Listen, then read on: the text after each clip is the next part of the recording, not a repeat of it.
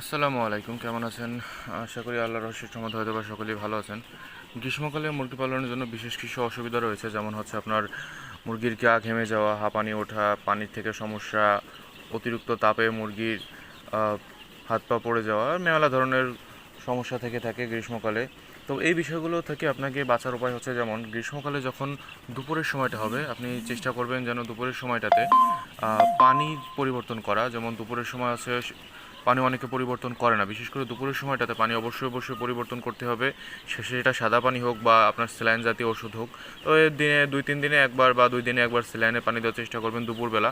শীতকালে 2-3 বেলা না করলেও সমস্যা নেই, শীতকালে তো সাধারণত সকালে এবং রাত্রে পরিবর্তন করলেই চলে। গ্রীষ্মকালে হচ্ছে এই দুপুর টাইমটাতে এই যে বোর্ডিংয়ের যে পলিথিন থাকে, তারপরে হচ্ছে আপনার বাইরের যে পর্দা থাকে, এই পর্দাগুলো অবশ্যই খেয়াল রেখে উঠিয়ে দেওয়ার চেষ্টা করুন। এবং আরেকটা বিষয় খেয়াল রাখতে হবে, যেন বাতাসের সময় খুব দ্রুততার সাথে পর্দাগুলো ছেড়ে দেওয়া হয়, কারণ বাতাস যদি লেগে যায় মুরগির, তাহলে আসলে খুব ভয়াবহ একটা সমস্যা হতে পারে। গ্রীষ্মকালে এই যে বিষয়গুলো, এগুলো খেয়াল রাখলেই চলবে। এবং অনেক সময় দেখবেন মুরগি যদি দেখবেন দুপুরবেলা অতিরিক্ত মাত্রায় খাবার খায়, তো দুপুরে 2-1 ঘন্টার জন্য খাবার বন্ধ করে দিবেন, কারণ অতিরিক্ত খাবারের মুরগি স্টকের কারণ হতে পারে।